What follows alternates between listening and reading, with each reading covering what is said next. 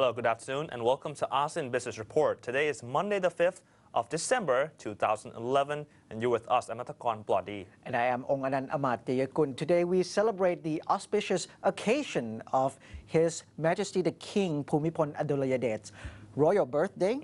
His 84th birthday in total. And it's also a Father's Day today, Kunatagon. It's arguably one of the most important holidays in the country of Thailand. That's right. So many people this morning they went to see the king coming out of the Sirirat Hospital.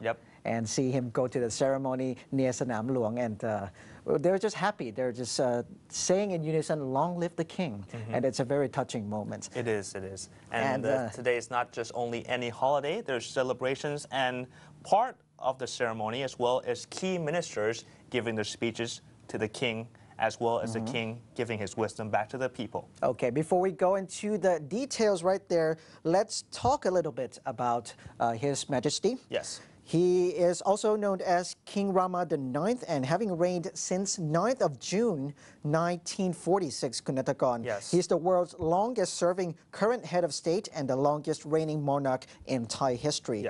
Well, to put it in 2 years, it's 65 years, 178 days in total, the longest ever. And he was crowned the King of Thailand on May the 5th of 1950 at the Royal Palace in Bangkok here, where he pledged that he would reign with righteousness for the benefit and happiness of Siamese people. I see. And not only that, he's also respected by many Thais, as well as credited with a social economic theory of sufficiency economy, which is to be self-sustained. And economic communities grow, as well as he has also been involved in many social and economic development projects, such as the Rama 8 Bridge, the Royal Rain Project, and there's a lot to name. Probably about 4,000? Well, about 4,100 projects that he's been involved with. He goes to every corner of Thailand, go to every province, and to relieve the many disaster, many trouble. Yes, through his life, he's been very committed and devoted as a king to develop the country, especially in the remote parts. Right, and apart from that, we have seen his talents, personal talents, Kunatagon. Yes, he is a painter, a musician, photographer, author, as well as a translator. King Bhumibol is an accomplished jazz musician, as well as a composer, particularly for his works on the alto saxophone. Yes, he has written many songs for the Thai people to sing along, and it's really brilliant. And he was also the first Asian composer awarded honorary membership of the Academy of Music and Dramatic Arts in Vienna at the age of 32. And for his writing, his book called Pra Mahachanok is based on a traditional Jattaka, or in Thai we say Jak Jak Wong Wong, or the old royal scriptures, or Buddhist scriptures, also very famous. The story of Thong Dang is the name of his dog. He has so many dogs in his house, and he has one special liking on this dog named Thong Dang. So he wrote a book about her, and it's also very famous among the people. I see. And also on the occasion of this auspicious day, Queen Elizabeth II, the Queen of England, has also sent the following birthday message to His Majesty the King as well. That's right. And this is the message here as such. It says, "It gives me great pleasure to offer my warmest congratulations to Your Majesty as you celebrate the auspicious occasion of your 84th birthday. I have been following reports in Thailand with much concern and would like to offer my condolences to Your Majesty and to the Thai people in this time of tragedy. I wish Your Majesty good health, longevity, and happiness, and send you my very best wishes for continued happiness and prosperity for all." And that is the message of Queen Elizabeth. That's right. And now for this morning, we've seen the ceremony at near the Sanam Luang area, and these are the details. His Majesty the King this morning made his appearance at the Chakri Mahaprasad Throne Hall to grant audience to his subjects.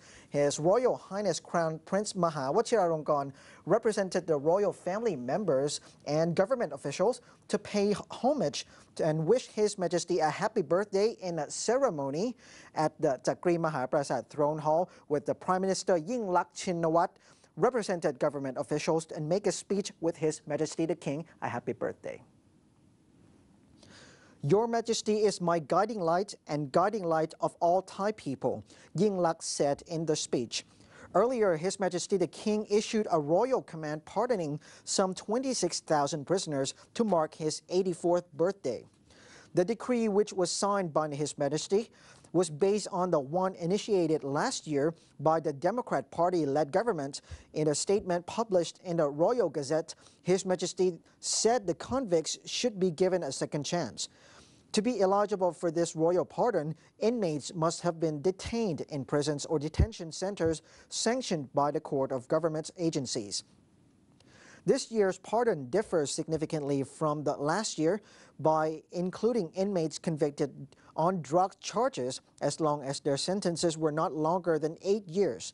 Using a broader criteria, the Corrections Department screened inmates and found 26,000 eligible.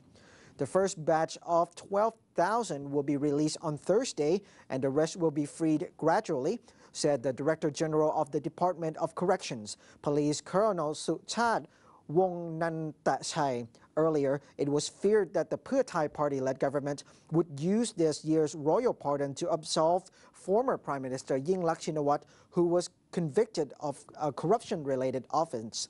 Democrat MP Thep Thai Sen Pong yesterday thanked the government for heeding public opinion and not drafting the decree to benefit Thaksin, but Thep Thai said the government had yet to answer the two questions.